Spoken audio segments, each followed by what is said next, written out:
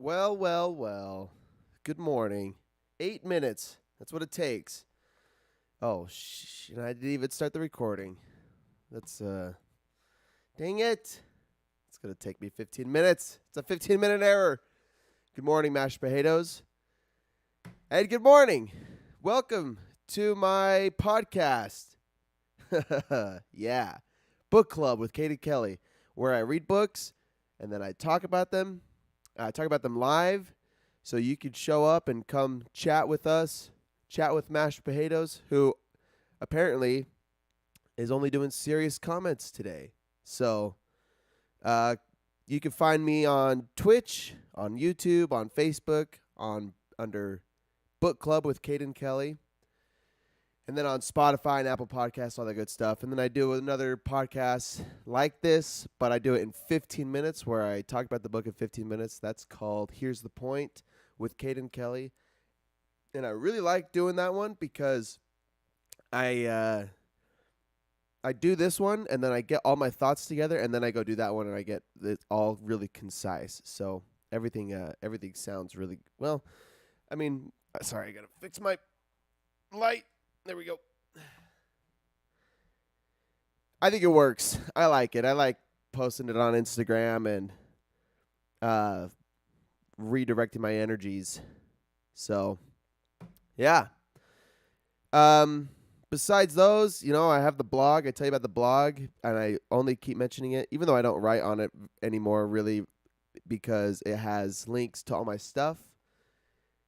CadenKellysBlog.wordpress.com. If you want to find the other podcast, Here's the Point with Caden Kelly, or if you want to find my Instagram, or I even got my Spotify linked in there if you want to get some playlists rolling. So, yeah. How was your week? Yeah? Let's bullshit this for a second. I just came back from St. George. My brother's going on a Mormon mission to Iowa. So we had he leaves in June. So in about a month. So this was our farewell party with the whole family. So we did that. We did some mountain biking in Snow Canyon, and we swam at this resort that had a big ass pool. It was like a lake and had a hot tub. And I went to this really cool gym that had, so we were looking at this yoga studio that has multiple rooms. And in the list of yoga classes we were looking at, there was this class called TRX plus kettlebells or something like that. And I said, fuck yeah, let's go do some kettlebells. So we showed up and it was me and like 20 chicks. And we were like 2 minutes late. So everyone was like warming up and I walk in with my because it's like a yoga studio still. So I took my shirt off and my shoes off. And it was a hot room, just like a hot yoga room. Anyway, I felt so fucking weird. And there wasn't enough TRX bands. Like there was one for my girlfriend when we walked in. And there was an empty spot next to her. There just wasn't a band hanging from the ceiling. So I just kind of stood by the mirror and was watching everybody warm up while the instructor was getting another band. It was so awkward. But I'll tell you what, that was one of the funnest and most difficult exercises I've ever done. If you've never done TRX, I see that I have TRX bands at my gym, but I have never ever tried using them, or I've never figured out what people use them for. And she put us through this full body TRX workout with kettlebell workouts. It was so fun. I'm going to go do those chick classes now because they're so fun. You go do one of those every day for an hour, and there's no doubt you'll get jacked. Plus, you get to hang out with the chicks every day. So it's a win-win. I don't know why we don't do that more often. But we don't. I haven't seen anything like that up here in Layton, Utah. But yeah, that was my St. George trip. The drive sucks. Driving sucks. We hit traffic on the way back. It took us almost an extra hour to get home. Yeah, my diet's gone to shit, and my bank account. Cause I've been traveling a lot. We went camping, then we went to Montana, then we went to St. George.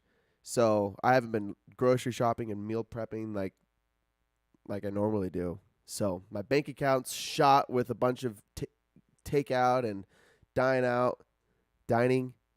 dining. But we're out here. Good morning. Here's your coffee. Let's get started, huh? See, it's just the warm-up, This is just the warm-up. We get down here, you tune in. You don't want to jump right into the right into the serious stuff right away, right? You wanna unwind, you wanna unpack, you wanna take your shoes off and relax for a second. You want to get acquainted. What does antiquated mean? Is it like acquainted? Oh, now I'm going to Google that before we get started. Antiquated, because I was going to say you want to get antiquated, but I don't think that's what that means. Antiquated. Old-fashioned. Oh, like an antique or outdated. Antiquated. Cool. Well, this last week, I read Selected Writings and Discourses by Epictetus. This was the Stoic pick, and it's like the trifecta of Stoicism. Epictetus, Seneca, and Marcus Aurelius, I think, are like the biggest names for Stoicism. So, yeah, found this one. Really good read. What's funny is this wasn't even written by, here, I'll tell you what. So this is all Epictetus words, but this book was written by like his servant. He didn't actually, I don't think, if I understand this right, I'm going to read you the description of the book, but if I understand this book right, Epictetus didn't write down this book.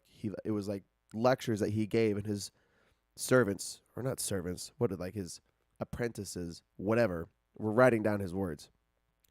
Epictetus, circa AD 55 to 135, just shortly after Christ and shortly after Seneca, was a teacher and Greco-Roman philosopher. Originally a slave, which is fascinating. He was first a slave from Hierapolis in Anatolia, modern-day Turkey. He was owned for a time by a prominent freedman at the court of the Emperor Nero. After gaining his freedom, he moved to Nicopolis on the Adriatic coast of Greece and opened a school of philosophy there. I wonder how long he was a slave for when he was freed. His informal lectures, the Discourses, were transcribed and published by his student, Arian, who also composed a digest of Epictetus' teachings known as the Manual, or Enchiridion. Oh, that's what that is. It's actually Enchiridion. There's a lot of I's in there. Enchiridion. Yeah, that's at the end of the book, the Enchiridion. And it just is like, it's just a bunch of chapters of more content, but I had no idea what it was. Late in his life, Epictetus retired from teaching, adopted an orphan child, and lived out his remaining years in domestic obscurity. His thought owes most to Stoicism. That's a funny way to say that. His thought owes most to Stoicism, but also reflects the influence of other philosophers, Plato and Socrates in particular. Lots of Plato and Socrates quotes. His influence has been deep and enduring, from Marcus Aurelius in his Meditations to the contemporary psychologist Albert Ellis, who has acknowledged his debt to Epictetus in devising the school of rational emotive behavioral therapy. Cool. I've heard a little bit about Albert Ellis. He's like a modern-day philosopher. Robert Dobbin was born in New York City in 1958. Okay, why are we talking about Robert Dobbin? He received a PhD in classics from he probably translated this, from the University of California, Berkeley in 1989, and taught history and classics at the college level for years. He is the author of Epictetus, Discourses, Book 1, 1998, as well as articles on Virgil, Plato, and Pythagoras. Currently, he works as a book editor in Northern California, so he must have helped translate part of this book. I don't know why. The book there's 4 books, and it's believed that there were more books of Epictetus' teachings, his discourse, but they must have been lost. But there were 4 books that are mentioned here, and then there is this Enchiridion. No idea how to say that. Plus some fragments of just loose topics, loose segments. So, so the bulk of his teachings were in the 4 books, and then there was a note on the translation, Discourses, Fragments, and Kiridian. There's a cool glossary though that has like a explanation of names and references that he makes. It's cool. It's a cool book. It's like, it's got like references like the scriptures. So let's talk about Epictetus and the Stoics and why their influence. Oh shit. Might have to go take care of something really fast. I might have, as well I say that, I might have to reschedule the time that I do the podcast, because now I have my kid that I'm sending out to work, and like this is a really critical time of the day where we plan our day, talk about jobs, we prep the vans, and usually I just do it by myself. But in the past, I've done it by myself before I leave for work, right? But now he's leaving. And yeah, he likes, he gets started at 9. So I might have to like reschedule this to the middle of the day or evenings or like the weekend or something. Yeah, I'm going to have to go take care of this. I'm going to pause the podcast and I'll be right back.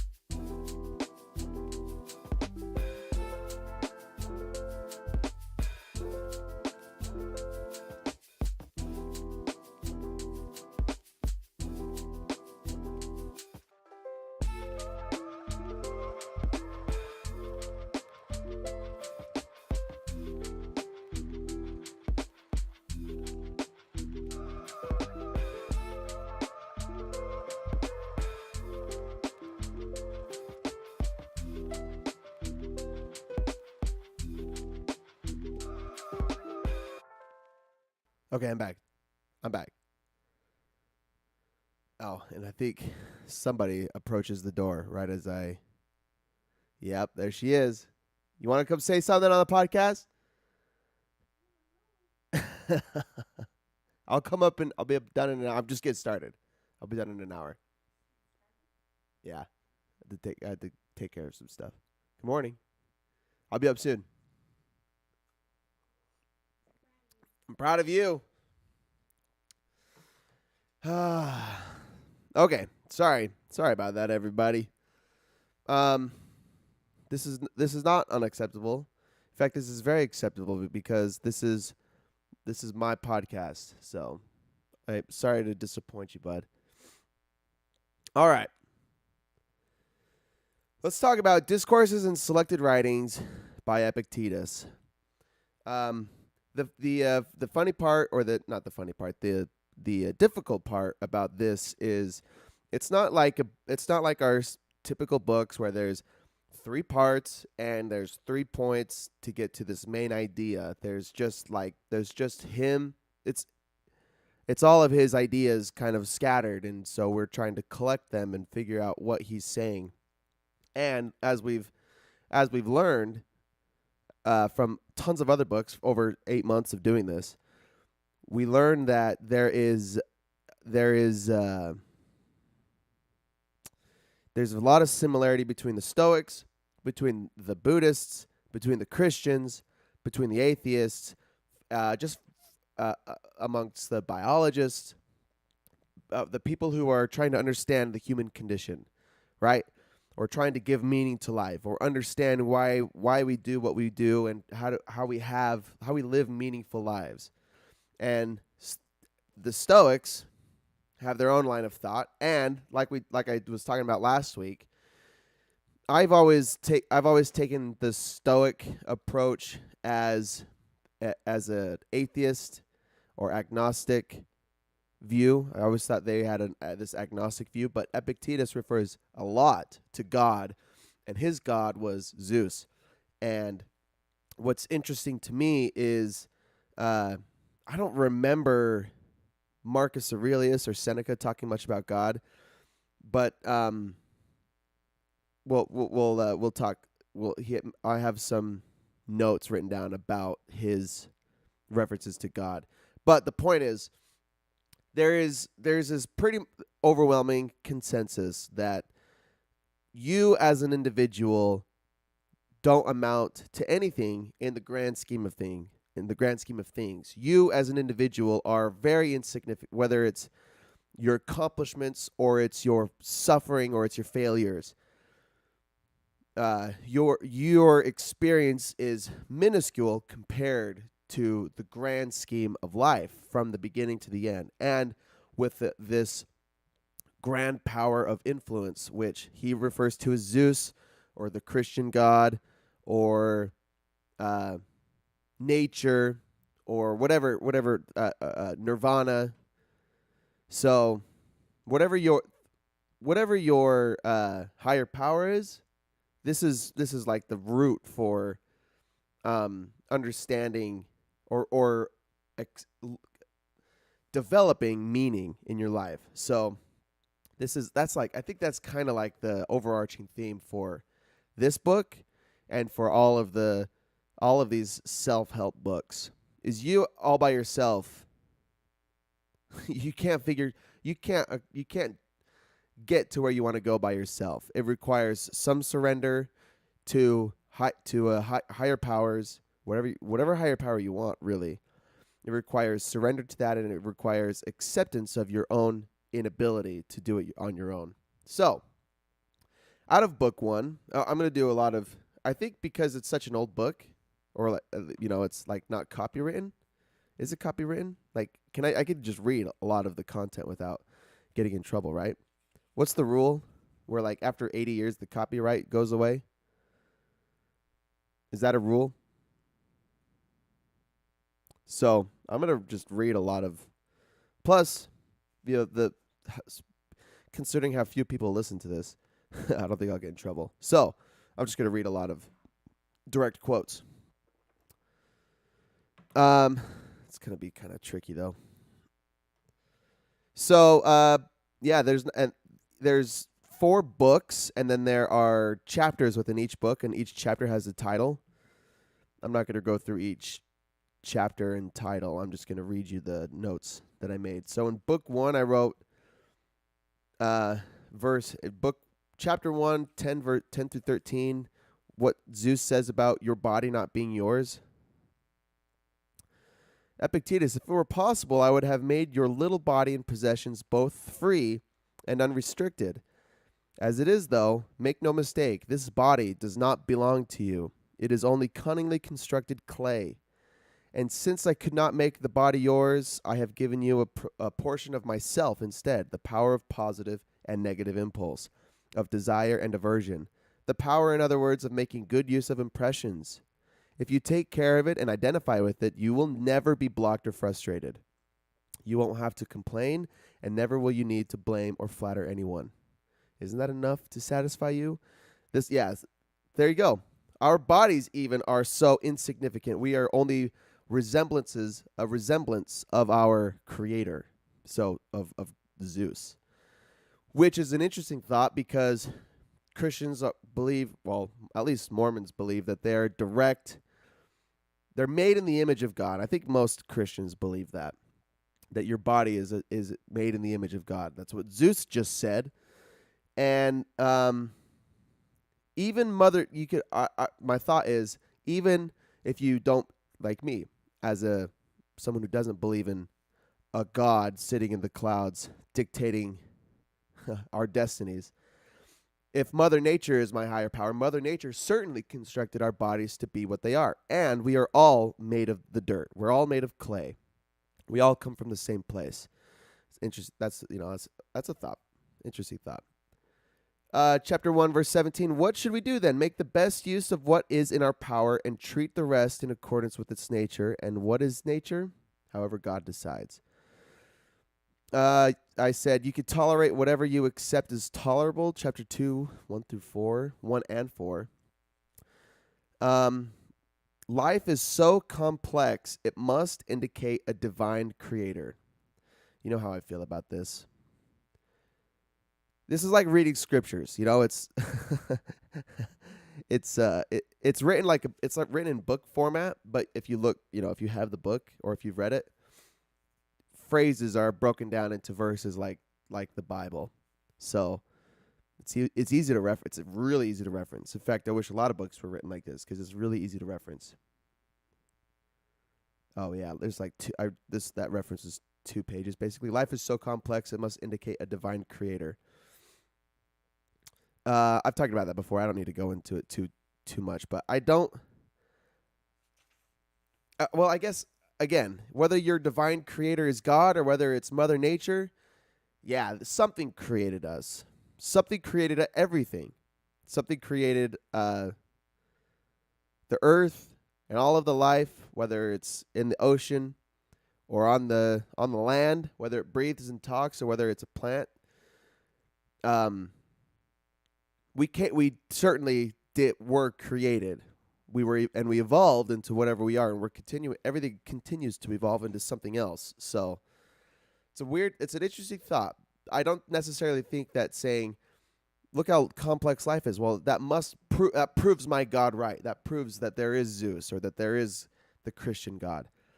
I I don't think that's necessarily true. I don't agree with that. But I do accept that life is so complex, and but it hasn't always been this way. In fact, according to modern evolutionary theory, life devolved. If you go backwards from our life, from where we're at today, life was so simple, but nothing was, single cellular organisms can't accomplish what a multicellular organism can accomplish, and evolution favored multicellular organisms until they developed into all of the complex life that exists today. This is my rationing. This is my reasoning to the complexity of life. Not because God willed that humans should arrive. It's a result of biology, or rather of evolution favoring certain biology. You can bear all kinds of hardship because you have been given fortitude, courage, and patience. Must I say more? That was 28 through 32. Yeah, it's a lot to read again. But I do like what he said. Yeah, I like what he said. Why should I worry about what happens if I am armed with the virtue of fortitude? Nothing can trouble or upset me, or even seem annoying. Instead of meeting misfortune with groans and tears, I will call upon the faculty especially provided to deal with it. But my nose is running. What do you have hands for, idiot, if not to wipe it? But how is it right that there be running noses in the first place? Instead of thinking up protests, wouldn't it be easier just to wipe your nose? I love it. It's so funny, man. It's like, it's been 2,000 years since this homie walked the earth, and people, if this translation is correct to how he was right, to how Epictetus originally wrote, it's so funny. My nose was running. Instead of complaining about your problems, use the tools that you have to fix them. Yeah, you could bear all kinds of hardship because you've been given fortitude, courage, and patience.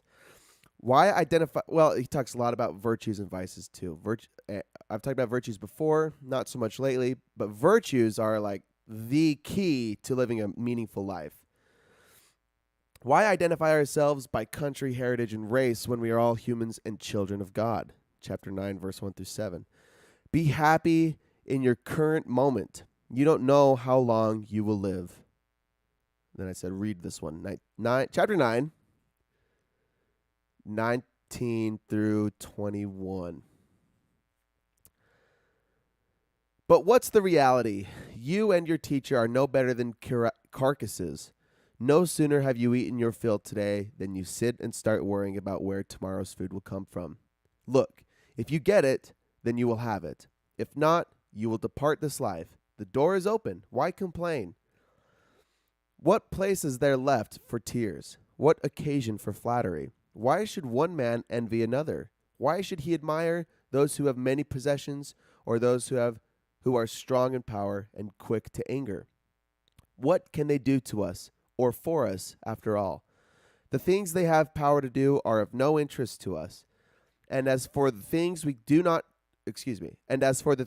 care about, these they are powerless to effect. No one with convictions of this kind can be made to act against their will. No one with convictions of this kind can be made to act against their will. Will is another huge point that he talks about. It's like a quote I wrote down: no one is ever unhappy because of someone else. There was a point where a lot of my reading came from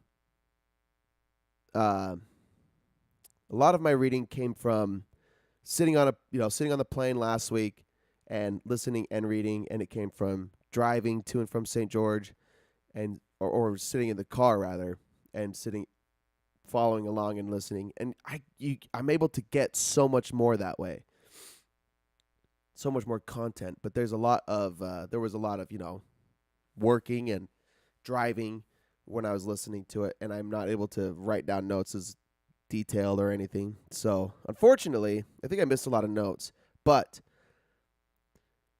I digress. No one is ever unhappy because of someone else. Fact. Philosophy professes that nothing can be claimed that is outside our control. 15:2. It's worth looking up, man. Hey, it's worth looking up. Philosophy does not claim to secure for us anything outside our control. Otherwise, it would be taking on matters that do not concern it. For as wood is the material of the carpenter, and marble that of the sculptor, so the subject matter of the art of life is the life of the self. That's like the scriptures talking about. The scriptures say something like that too. Like God wouldn't give us hardships that we wouldn't be able to bear, right? And he's pretty much saying the same thing, I think. So I guess I'm just gonna share my opinion. I don't think that's true. I think that there are some things that I don't think that there's a divine creator orchestrating what we experience, what we don't experience, and that he's only gonna give, or she is only gonna give us what's in our capacity to bear. I think humans, being a result of this random evolution, is capable of bearing whatever happens, everything, literally everything. And then what part of philosophy is whether bearing that thing kills you that's metaphorically your cross to bear. Just like Viktor Frankl saying, I keep thinking about, I've mentioned it several times, but I keep thinking about him talking about the guys, even the guys with the best attitudes didn't survive. Like having a good attitude, having virtues, and having your mind made up didn't mean you were going to survive. It just meant that you bore your cross, you bore your suffering well, even to death. It didn't mean you'd survive or make it through your hardship. It just meant that you'd live a good life. So saying that, oh, well, God's only going to give you what you can bear is really comforting, because we experience a lot of shitty things and we want to find relief or believe that we can find relief or believe that we can overcome this. But the fact, I think, it's not the fact, but I think that nothing and everything is within our ability to bear. It's just a matter of your mental conviction. Yeah, what did he just say? He didn't say it there. Well, philosophy does not claim to secure for us anything outside our control. I think that's a little different than what I'm trying to say.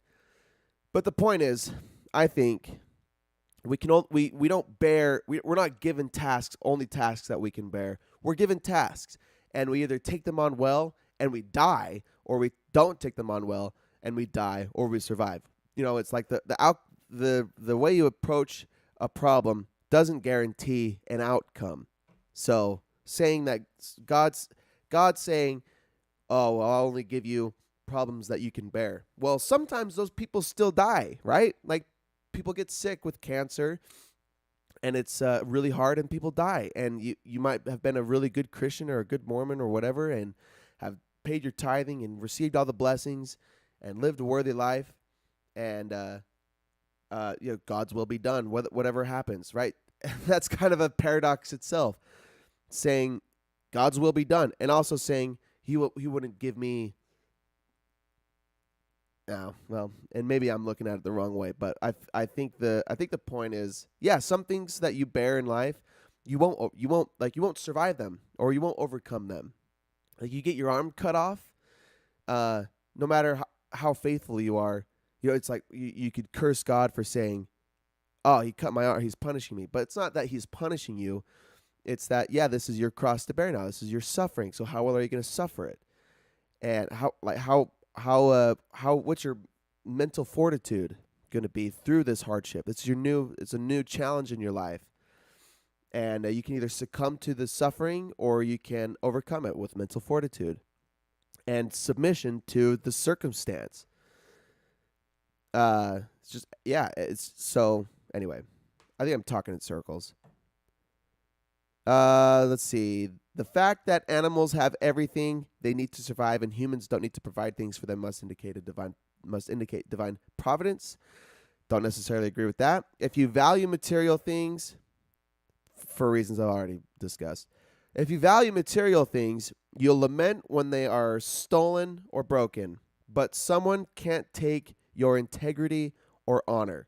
Read 19:18 through 21. It's not that long. I hope he gets kicked out of the toilet so I could see you change your mind again and declare publicly that he's a fool. Why did I include that? 19?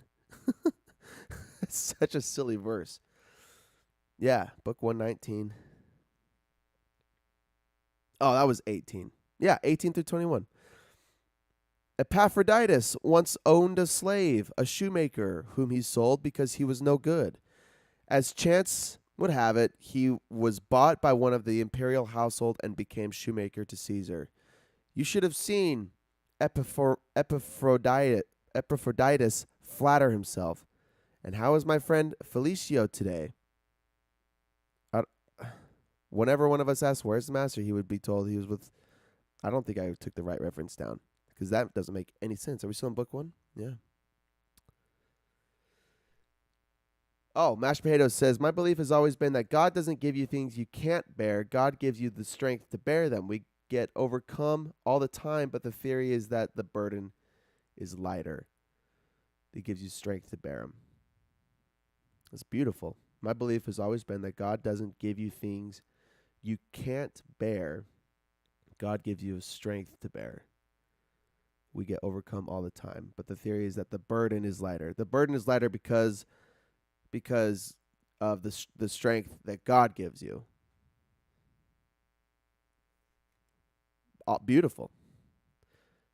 And that was a serious comment.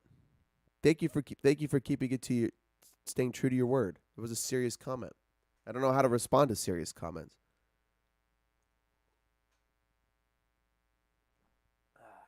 And I took a bad quote, so I'm really just kind of stuck right now. So I'm going to keep going. But I guess I'll save to just reemphasize the point. If you value material things, you'll lament when they're stolen or broken, but someone can't take your integrity or honor or your will. They can't. You like sticks and stones will break your bones, but words will never hurt you, kind of thing. A man is revealed through his struggles, how he handles difficulty. A man is revealed through his struggles, how he handles difficulty. Tragedy strikes the rich as well as the poor. This is all book 24, chapter 24. Yeah, and I think that goes right with what you just said too. It's there's the crazy difficult thing to get, and part of the I think it's controversial. My controversy is all humans will suffer. We all experience hardship to some extent, and then we. Did you say yes? Let me read your comment first. Well, the belief just gives you positivity. Same thing you're getting at, I think. For some people, the eternal perspective thing helps them look at the bright side. Definitely doesn't do that for everyone. Yeah, I think you're right. Yeah, I think we all experience hardship, and the point or why people think and talk about hardship is because we all want to feel better from the hardship. No one sits in suffering and enjoys it. Well, maybe a small percentage of people do, and they're psychopaths.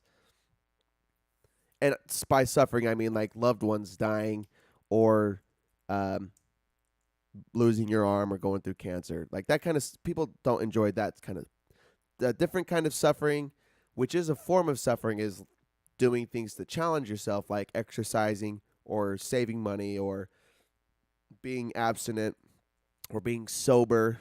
Those are a form of suffering because you're neglecting yourself, some kind of pleasure for a challenge, but the reward on the other side of that difficulty is increased dopamine and long-term well-being and peace. But for direct hardship, like external circumstances that you can't control, like losing a loved one or your girlfriend breaking up with you or your kid dying or you're losing your legs or getting cancer, right? We want to apply meaning to that kind of suffering, to this involuntary suffering. And saying that word, involuntary suffering, reminds me again exactly of Viktor Frankl and this mental fortitude that you need to have peace through that suffering. So we talk about that kind of shit because it sucks, and everybody wants, first of all, they want relief from it, but also people seek meaning to that suffering. They want to know why they're experiencing this suffering. So just like you're saying, mashed potatoes, we experience hardship, but that the Christian perspective of eternal life and even if you suffered your entire life in this mortality, it's a short-term pain for a long-term pleasure or long-term peace in the afterlife, in this eternal perspective. If you bear your cross well in this life, yes, that gives you perspective and certainly will give you strength. And Epictetus refers to Zeus and submitting to Zeus's will. And what was that book last week we read? The Christian lady book about toxic thoughts. What was it? Get out of your head. It's the same thing. The message is still the same. Yeah. Oops, dropped my book. The message is still the same though. We're trying to apply meaning to our suffering everywhere and all the time.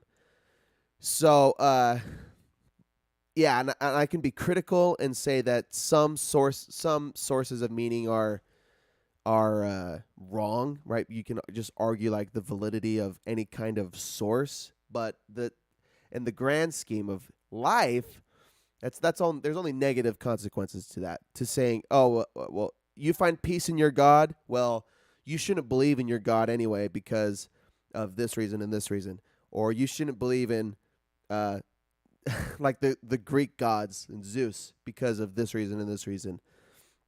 Yeah, that's kind of an interesting paradox because I obviously I have an opinion about religion all by itself and the validity of all religions.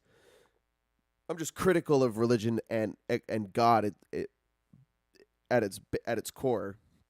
But at the end of the day, what really matters is does what you believe in bring you peace, and does it help you be a better person and uplift others?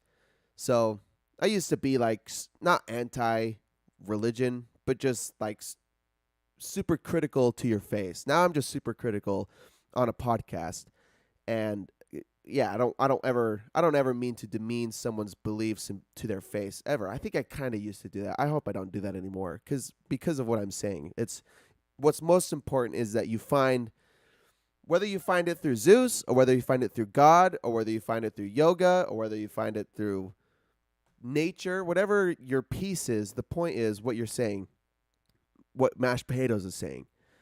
The belief gives you the positivity and the optimism and the mental fortitude to bear the suffering, to bear the hardship. And that's what life is. That's what we're trying to do here. We're trying to be happy, healthy, wealthy, and wise.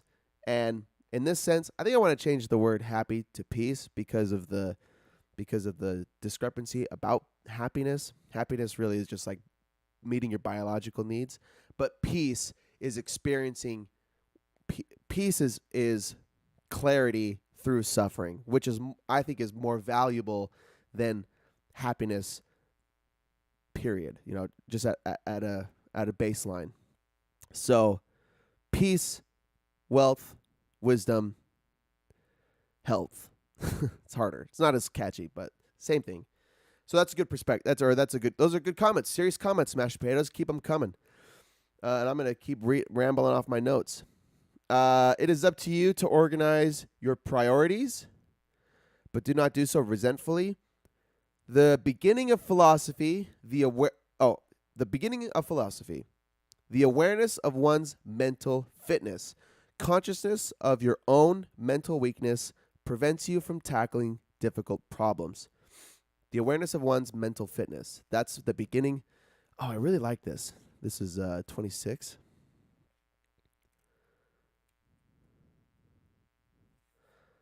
Yeah, here we go. This then is the beginning of philosophy, an awareness of one's own mental fitness. Consciousness of its weakness will keep you from tackling difficult subjects. As it is, though, some people strain at a pamphlet and still want to devour an entire treatise. Treatise. Naturally, they can't digest it and get heartily sick of the whole business. They need to first figure out what their capacity is. In the realm of logic, it is easy to refute someone ignorant of the subject. But in the affairs of life, no one offers himself to be examined, and whoever presumes to examine us, we resent. Yeah, I read too far. Yeah, okay. Oh, that's it. The beginning of philosophy is an awareness of one's mental fitness. Okay, book 2. It isn't pain and death we should fear. It is the fear of pain and death we should fear. Be confident in death and caution against the fear of it. Ah, beautiful. Again, what is your perspective? Do you look through the Christian lens? Do you look through the Greek God lens? Do you look through the atheistic lens of nature? What lens do you look through? But the point is, you shouldn't fear death. You should fear the fear of death. And just like Marcus Aurelius talks about, memento mori, meditating on your death, meditating death, meditating your own and the death of those that you love, because it prepares you for it and you won't fear it as much. Fear of death is what confines a man. Your true master is who controls you. Okay.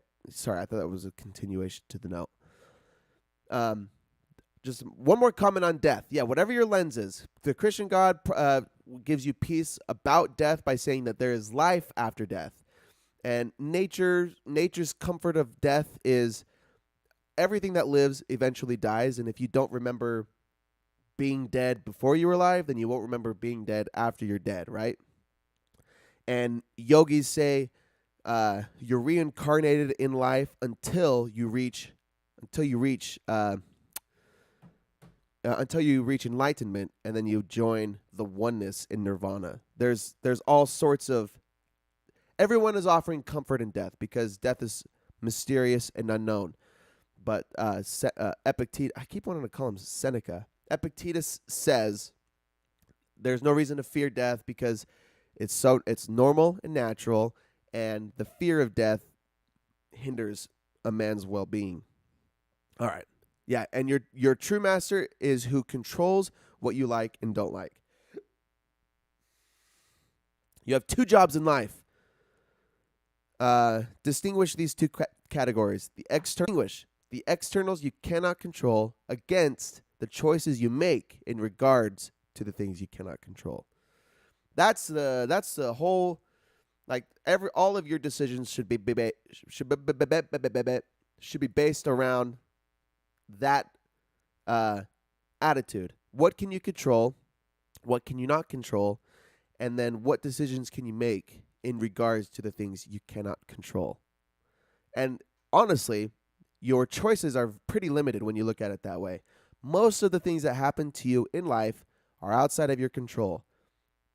The way that everybody looks at you and talks to you and interacts with you, whether they do well to you or wrong you, all you really can control are your thoughts and your actions in response to all the shit that happens.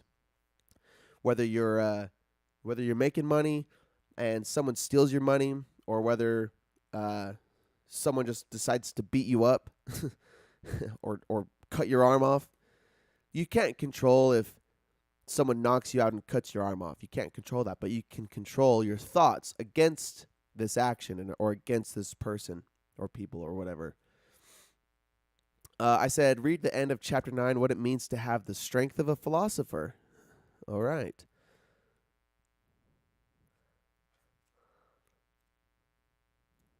Well, I got to find it first. In short, I will show you that I have the strength of a philosopher. And what strength would that be? A will that never fails to get what it wants. A faculty of aversions that always avoids what it dislikes. Proper impulse, careful purpose, and disciplined assent. That's the human specimen you should prepare yourself to be. To see, rather. A will that never fails to get what it wants, a faculty of aversion that always avoids what it dislikes, proper impulse, careful purpose, and disciplined assent. Hard to get what you want. It's kind of interesting that he says a will that never fails to get what it wants, when part of the point is accepting the events, accepting things that, you can't control. But I guess a will that gets what it wants is using what you can control to influence the people and things around you to get what you want. Huh? Maybe he doesn't even mean that literally, so whatever. I love this. Chapter 15, verse 15. Donde, donde, donde.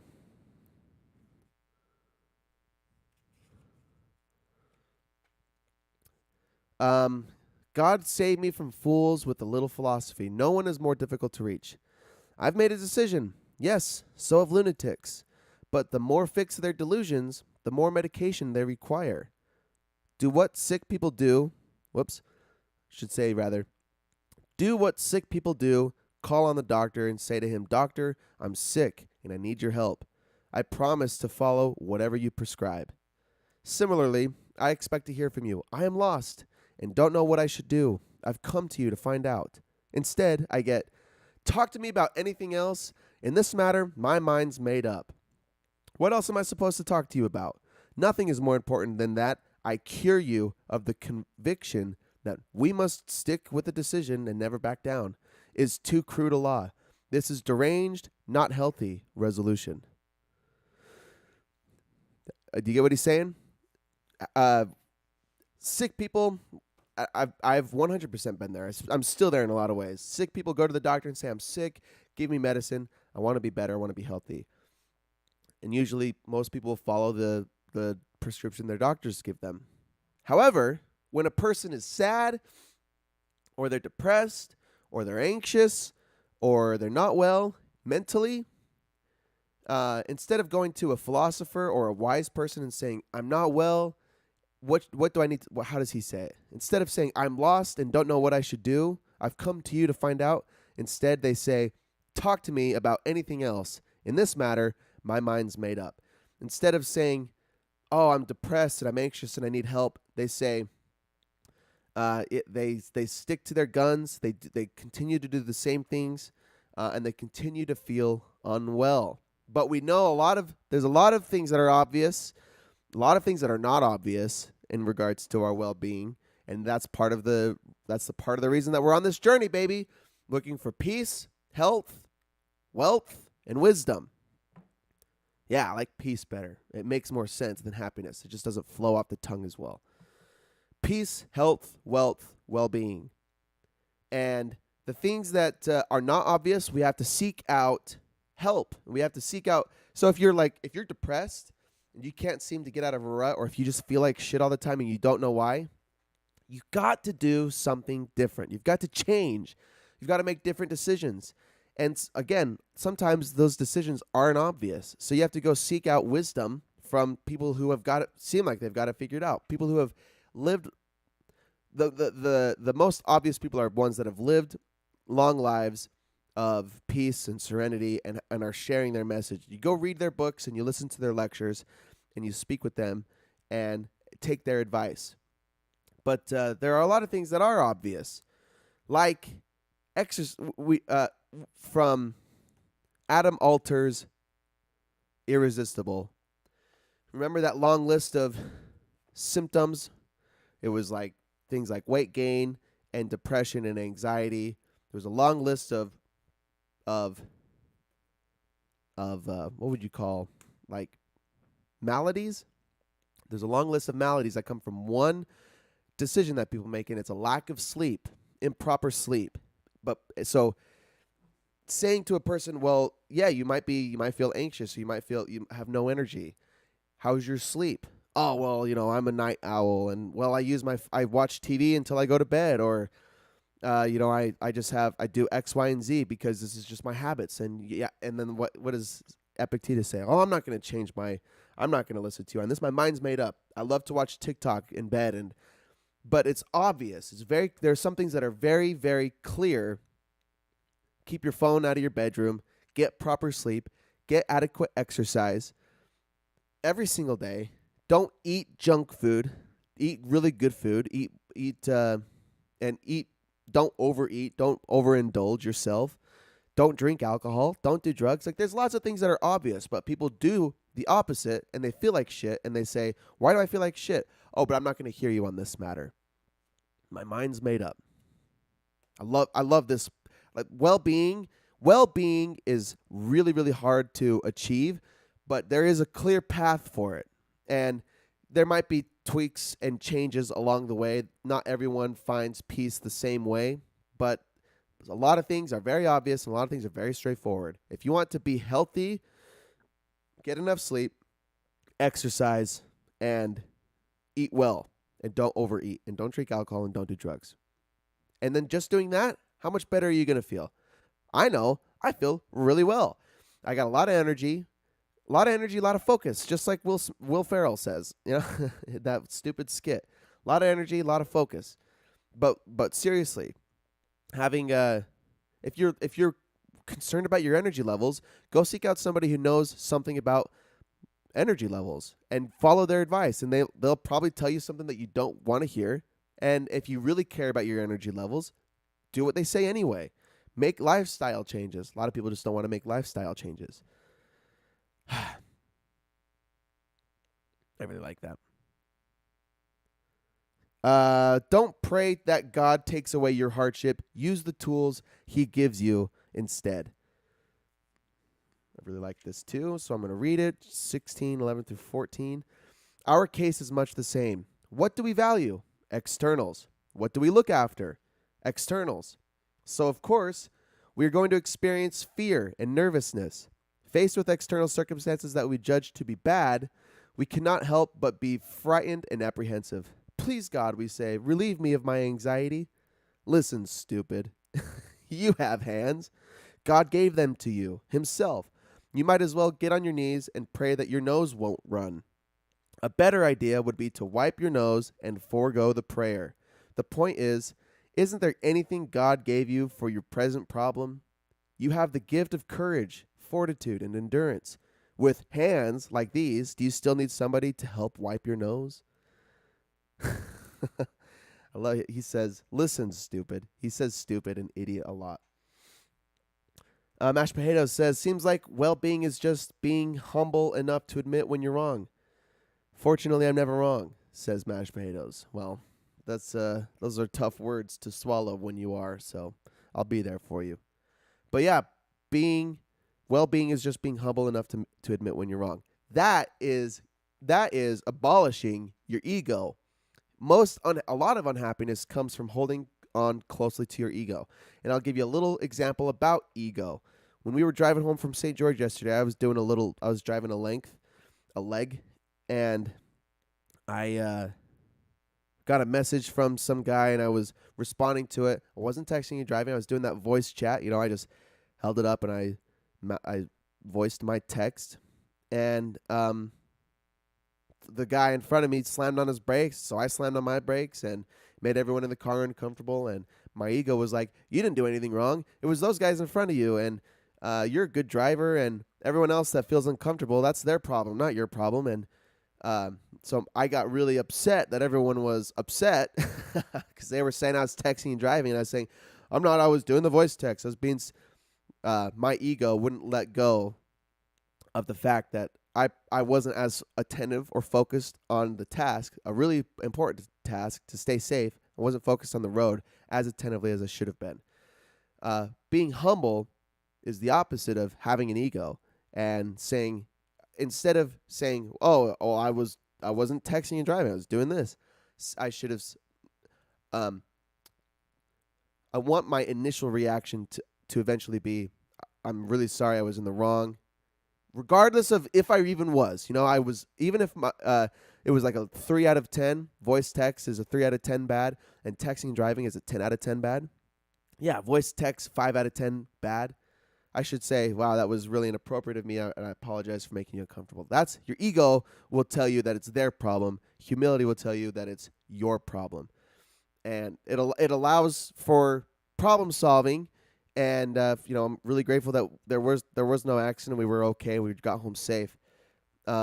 Humility, when especially in the face of hardship or in the instance of wrongdoing, allows you to correct problems and maintain good relationships. So yeah, good comment. But you are going to eat those words, but I'll be here for you. Mashed potatoes. Yes. And then 6, this what I just read. Don't pray to God for your nose to stop running. Use your hands that he gave you to wipe your nose and stop complaining. That's the analogy that he uses. When hardship comes, don't pray that God will take away your hardship. Use the tools and resources you have to overcome them. And if you can't directly influence the suffering you're experiencing, you can always rely on your, he says, courage, fortitude, and endurance. Those are virtues. Exercise your virtues. It's the root of overcoming any kind of suffering. Beautiful. I love that too. Listen, stupid. You have hands. God gave them to you himself. You might as well get on your knees and pray that your nose won't run. A better idea would be to wipe your nose and forego the prayer. The point is, isn't there anything God gave you for your present problem? You have the gifts of courage, fortitude, and endurance. With hands like these, do you still need somebody to help wipe your nose? I could keep reading on this, but I won't because we've still got more to read. Let's see. Hand over your will to God, and you will be happy. You know how I feel. 17:25. Hand over your will to Zeus and the gods. Let them administer it, and their keeping your happiness is assured. Well, okay, I don't agree with the God part, but of course, that's not the point. The point is handing over your will or subjecting your own experience to the higher power, whether that's God or whether that's nature, or whether that's Zeus, whatever. Submit your experience and what you can't control to the external power. That's how you find relief, especially in what's happening to you. Mashed potatoes, it feels like humans, myself included, humility, are so bad at wiping their nose without complaining. People love to complain and not do anything about it. Yes. Yeah, people love to complain because it's so much easier to point fingers than it is to solve problems. It's so much easier to point fingers than to take accountability, take responsibility. He said, mashed potatoes, I love Twitter because sports, but can't lie, it's 95% people complaining about stuff they have no control over. Yeah, when with all this Elon Musk stuff going on, they're saying Twitter is the public square of free speech or whatever the euphemism is. It really is mostly just people complaining about politics, and it's just a bunch of opinions fighting with a bunch of opinions. There's not a lot of actual constructive discourse happening. Not that I see, not that I've noticed. I like Twitter. I like Twitter for just like my other social medias. I follow a bunch of motivational, inspirational stuff, but I always get caught up reading the feeds of people bashing on Elon, bashing on Rogan, bashing on Biden, bashing on Trump. All the controversy of people's opinions. I follow a lot of the self-help people, but yeah, Twitter is a junkyard of garbage opinions. People love to complain, man. It's way easier than taking action. It's way easier than taking accountability. The point is you cannot control your circumstances, but you can control your reactions. That's like the main point of all of Stoicism. You can't control your circumstances, but you can choose your reaction. 22:15. Every creature lives to serve its own self-interest. Ooh, yes, that's deep. That one hits home. We don't like to hear it. Especially, he talks about like your brother and your father. Like we're all here together, but what he says is, at the end of the day, we're all here to serve our own self-interests. You might have, let's say, it is a universal law. Have no illusions that every creature alive is attached to nothing, so much as to its own self-interest. Whatever threatens to stand in the way of that, be it brother, father, child, or sweetheart, he will hate, curse, and prosecute because he is naturally disposed to favor primarily his own interests. This is his father, his brother, his relations, his country, and his God. If we believe the gods to be hostile to our individual interests, then we are as ready to turn on them as on the others, knocking their statues over and burning down their temples. Witness Alexander, who ordered the shrines of Asclepius torched after his beloved died. Yes, we're all here to serve our own self-interests. That's like our primal instinctive behaviors to serve our own self-interest. Doesn't mean that we can't overcome that, but at the end of the day, all you can control are your own. You can't control the desires of someone else, or you can barely influence them. Everyone is here to serve their own self-interest, so don't be attached. I think the point is don't be attached to what other people do, regardless of who it is, whether it's your wife, your dad, or your kid. You can't control their actions or their desires or their intent. You can only respond to what they do. You can only respond to their intentions. You can't control them. So don't be attached to them. That's how you have peace. If you don't identify with somebody else's intentions or desires. We're almost done.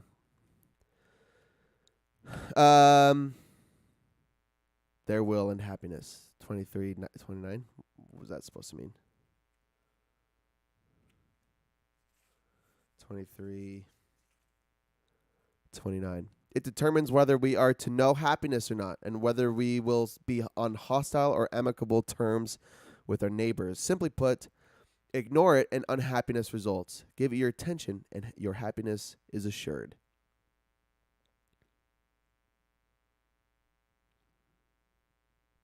I'm not totally sure. I'm not totally sure what that means. That's okay. We're going to move on. Book 3. I didn't get as many notes from book 3, book 4 because they were shorter books. Book 2 was the longest. Book 3, things that happen to us are not in our control and neither good or bad. It is up to us to train ourselves to interpret these impressions. I said, read verse 6 of chapter 8.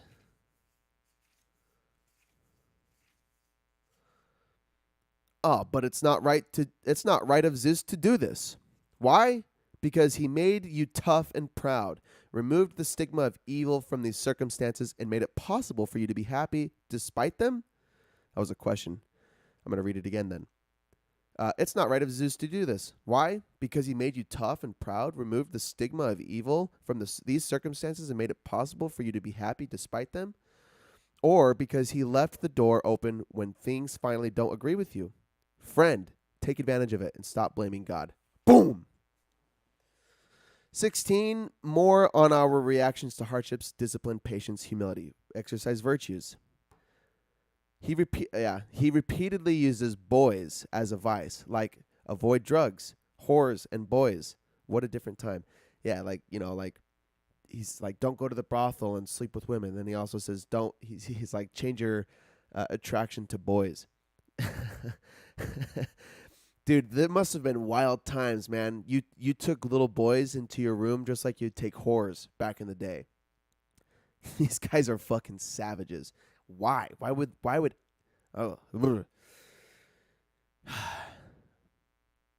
22. Happiness has no room for admittance amongst your vices and toxic thoughts. Remember toxic thoughts from last week? Stop the spiral of toxic thoughts and you allow happiness or peace to reside. That's all of book 3. Book 4. Let's see. Book 4. Do not desire things that are outside the limits of your authority. Again, what's in your control? What's out of your control? Epictetus submits to God's will rather than seeks what he wants. Nice. Then I said here's a summary for book 4, chapter 1, verse 99 to 110. Yeah, long summary. I'm not going to. More on externals. Our body's made of clay. Don't fight against God. Don't resist him. Skimming. Don't be afraid of death. Don't be greedy. No one else is yours. You are only yourself. You only serve your own self-interest. Yeah. 128 to 131 is a summary. Cool. This is pretty much it. All right, then. Let us go over these points we are agreed on. The unhindered person is free. That is, the person who has ready access to things and the conditions he prefers. Whoever can be thwarted, however, or coerced, frustrated, or forced into a situation against their will, that person is a slave. The person who renounces externals cannot be hindered, as externals are things that are not within our power either to have or not to have, or to have in the condition we might like. Externals include the body and its members, as well as material goods. If you grow externals, like things that you desire, include your body. If you desire your body, you're a slave to your body. Ooh, deep. Externals include the body and its members, as well as its material goods. If you grow attached to any of them as if they were your own, you will incur the penalties prescribed for a thief. This is the road that leads to liberty, the only road that delivers us from slavery. Finally, to be able to say with meaning, lead me, Zeus, lead me, destiny, to the goal I was long ago assigned.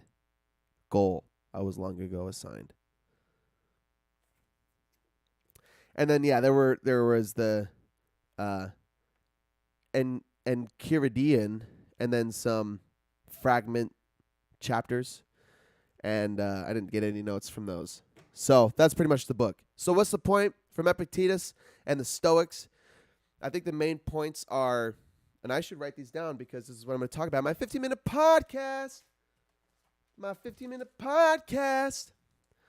It's basically, I don't have to write it down right now, but I'm going to. It's like, don't cling to externals.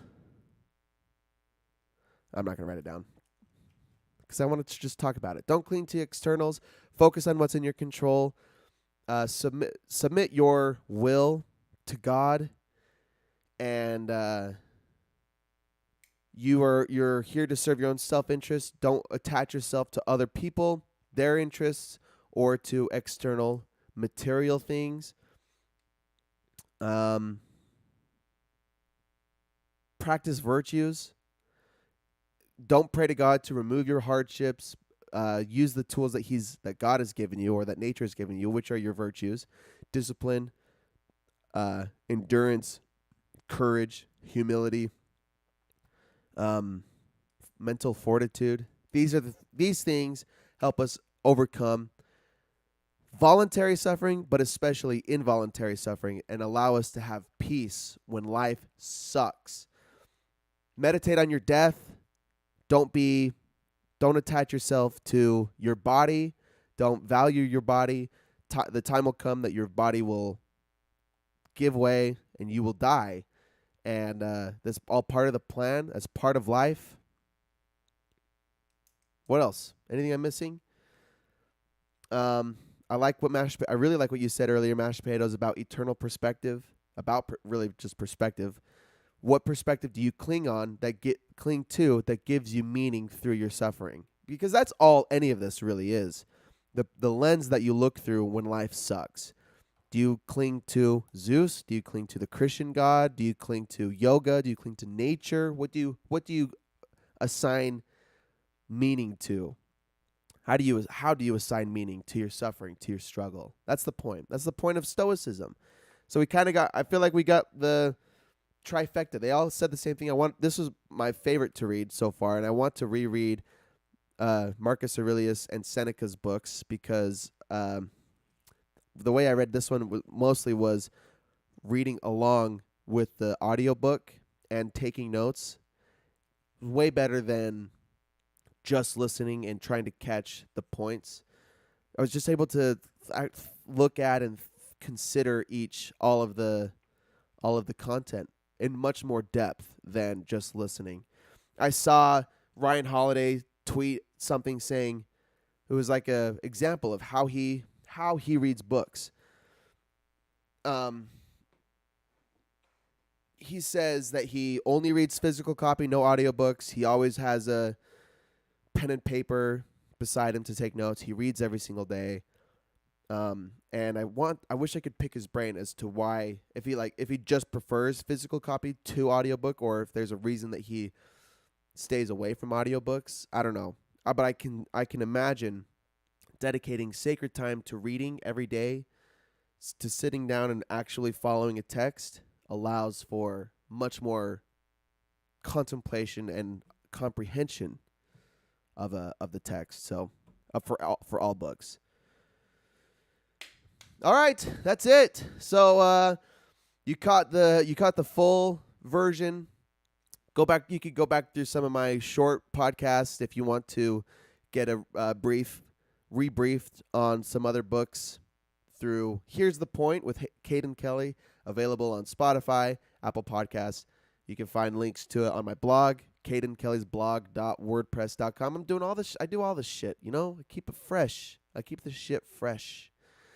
And, yeah, this is live every week.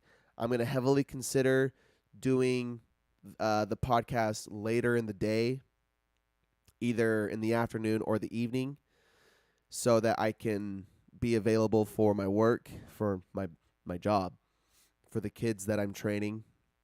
I value their time and I appreciate them, so I don't want them to feel like I'm not there for them. So that's it. That's where I'm at. Next week, just keep your calendar open for me if you want to join me live. I might not guarantee an 8 o'clock slot. I might be here later in the day. Might still be here 8 a.m. Who knows? Maybe I'll do it Sunday. Maybe I'll change the day just to a day where we're not working. Maybe the weekends. Who knows? We'll see. We'll figure it out as we go. Again, this podcast is intended for me to be accountable to myself, so that I continue my journey towards peace, health, wealth, wisdom. I'm trying to continually improve those aspects in my life to experience more peace, and then to give it to you, to give you tools and resources from these smart people to have those things as well. That's the point. That's the whole point of this. To be accountable to myself, but also to be helpful to you as well. So, that being said, we'll be here next week. We're still cruising through May. Can't believe how fast the time flies. May 23rd is next Monday. I can't think of anything that's going on. So, go do something challenging and let go of your ego and accept the circumstances of your life, and figure out how you can influence the people and decisions around you to get what your heart wants and needs. And I do a whole book about influence as well. Lots of good content out there. So do your best to do your duty to God and your country, to help other people, and to obey the Scout Law. We're Eagle Scouts in this bitch. We'll see you next week, everybody. Have a good one.